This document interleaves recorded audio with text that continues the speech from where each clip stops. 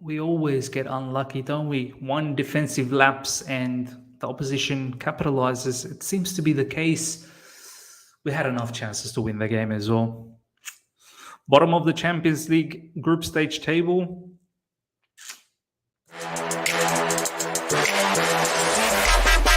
All right. Here we go, back again on the other side of the coin. All right, welcome back to the other side of the coin, ladies and gentlemen.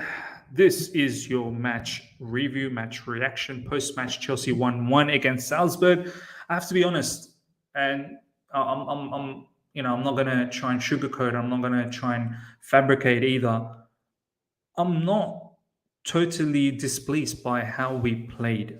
In fact, there were some really, really good positive signs. I like the structure that Graham Potter put out. I like the different roles that players had, distinct differences between Graham Potter's side and Thomas Tuchel's side, even though it looks like three at the back and so on and so forth. But we'll get into the distinct differences. But once again, I don't think Salzburg was in the game at all. If I'm being honest, I would love to see from the comments if you can name one good opportunity from Salzburg. There was one header from that Kofo player. He's probably the only good player over there.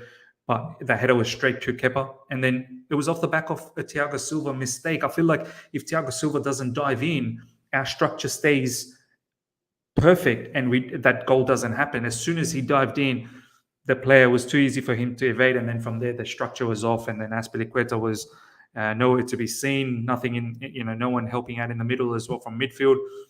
And it was a jammy equalizer for them. The brother that hit the goal for Salzburg didn't even hit it well. It was a scuffed shot. Overall, we had enough chances. First half, even though we didn't create any big opportunities, but the intent looked good.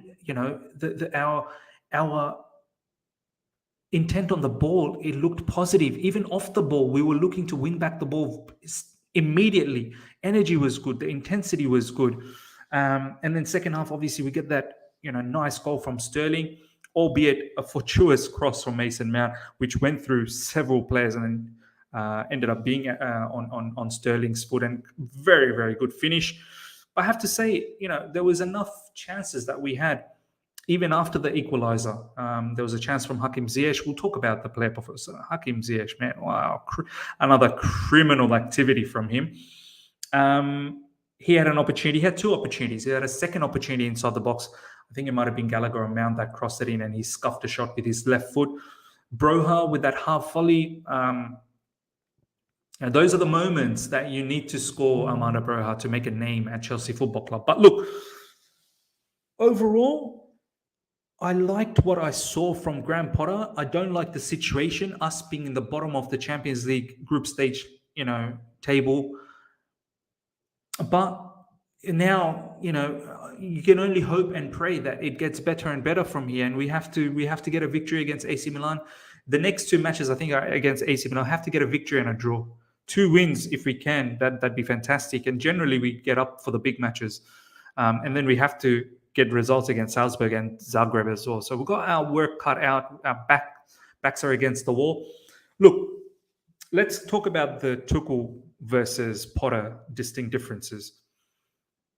Tuchel's style was he wanted the wing backs. It was wing backs and the wing backs were wide. Whereas we don't have wing backs, to be honest. It's the wingers that are wide. Sterling was wide, Reece James. Reece James played more as a winger. Obviously, there was defensive duties. In Tuchel, the CBs are not extremely wide, whereas in Graham Potter's situation, the CBs are wide.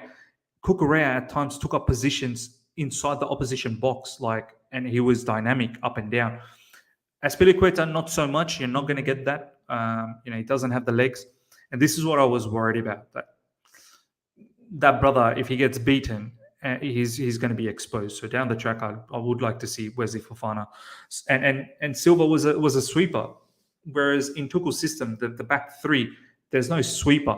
And then you saw Kepa. Kepa at times, because of our high line, Kepa will have to come out and act as a sweeper keeper as well, much like Manuel Neuer from Bayern Munich. And that's the other thing. Does Mendy fit this situation? I don't think Mendy completely fits. Kepa's ability to play with the ball, and we need that. We build up from the back, and Kepa's distribution is important, and his awareness. Sometimes when the defenders are high up and it's only Thiago Silva, Kepa might have to come out and be a sweeper keeper. I don't know whether Mendy is capable of doing that and making the right judgment. Thomas Tuchel didn't have 8s. Thomas Tuchel had a double pivot, whereas we saw distinct Mason Mount as an 8, Kovacic as an 8, and Jorginho as the base player. And it looked like it was working in tandem nicely. And in honesty, it was probably a diamond. Do you know what I mean? It was Jorginho, Kovacic, Mount, and Havertz at the tip of the diamond. So that's another distinct difference from how Thomas Tuchel played with inside forwards. And then up front, it was Aubameyang. I personally felt, everyone was in their position. Mount was in his position as an 8. I like Havertz as a tip of the diamond. Whether you call it a 10, whether you call it a central attacking midfielder, whether a second striker just behind the striker. That was the right position for me for Kai Havertz. But Kai Havertz had a stinker. He had an absolute stinker. And this is stinkers after stinkers after stinkers after stinkers from Kai Havertz. His brother, look, man, it can't carry on like that. We're now getting slowly into this season. It can't carry on like that. You perform like this, you're going to get sold. And I hope these are some of the matches where the players can use it as an audition. And I think the managers are going to, Graham Potter and his backroom staff will see this. And I hope they're making recommendations down the track to see who stays, who doesn't. Because Kai Havertz can't carry on like that, match in, match out. Mason Mount, I think overall, topsy-turvy match. Like, there were a few things he did well. I can't lie. Some of the half turns, some of the things he did defensively, work rate is always there. But then the other things like, missed time passing, not looking up to put in a cross. Even the cross that ended up being an assist for him, that was a fortuitous cross, man. It went through the legs of so many defenders. Like, it wasn't a killer cutthroat cross. Do you know what I mean? And the area he's playing, Mason Mount, that number 8 on that right side, you've got to be decisive with your passing, man. Like, and I don't know if he has that so many times where he just, it seems like a Hollywood pass. He doesn't really, look up and find a spot and really goes for it. He had an opportunity first half. He smashed it. Too much curve on that. I feel like he should have finished that. That technique probably wasn't right. Mason Mount, you're now playing your position. So there's no more excuses. I need to see much, much better performances. But of course, I don't think he was the worst one on the pitch. Havertz definitely, will get to Hakim Ziyech. Azpilicueta, as we've already said, Sterling for me was very, very good. There were moments, obviously, where he's given up the ball cheaply, but then being the widest left player, that's where I want to see Sterling to be able to take on the man 1v1. A few times he did take on, and he takes that goal fantastically. Aubameyang, a lot of people were saying, he dropped a stinker. What do you expect? Like, there wasn't much that we gave Auba, and I don't want Auba to drop into midfield because you already have a diamond in midfield. I don't need then Auba to then drop in midfield to get involved. We need to deliver opportunities for Auba. There's a couple of times where Sterling found the ball to Aubameyang inside the box, but it was well defended by Salzburg. And it's only the second game for Aubameyang under Chelsea, so I'm sure it will get better and better. Let's now talk about some of the substitution. Look, I'm very happy with Potter, the way he was aggressive with the substitution. He was going for the game. He knew he needed to win, so he went after it. Hakim Ziyech, the 10 minutes, another horror show. It was a horror show against Zagreb, and it was again a horror show. Every pass, every cross, it was so disgusting, man. It was demoralizing. I feel like it was demoralizing the team, and I think his body language as well is not right, man.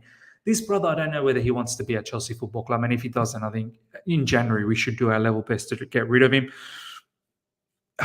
He should have scored. That counter-attack from Broja.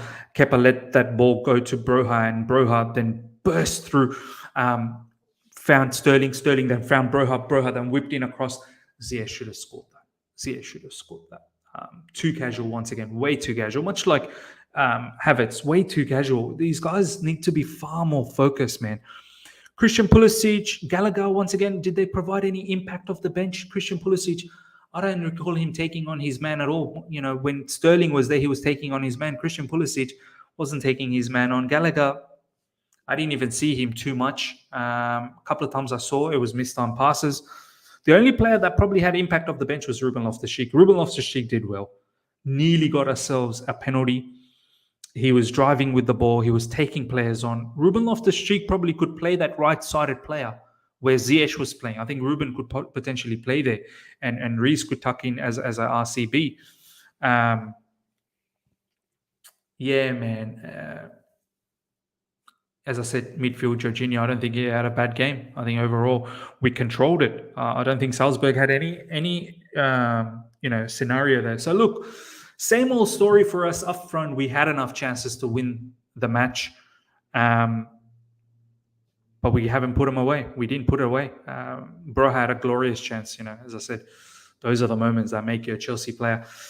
Ladies and gentlemen, let me know how you feel about that. I can't be upset with Graham Potter. What I saw, I was actually quite pleased and quite hopeful that it's only going to get better and better. I am, annoyed about our situation in the Champions League, looking down the barrel of Europa, but I hope we can turn it around. And even if we look, I can't be mad at Potter, even if we end up being in Europa, man. You can't even think about sacking a manager. Like, we are in for the long haul, and you just got to hope that the football gets better and better. Some individuals get better, and it's my thing is every time we screw up once in the back, it's a goal, and we can't seem to get a break. And we had chances and we couldn't put away. Ladies and gentlemen, let me know how you feel about that match. Smash the like button. That's all I can ever ask from you guys. And if you're here for the first time, subscribe. I'd like to hear how you felt about that match. Until next time, see ya.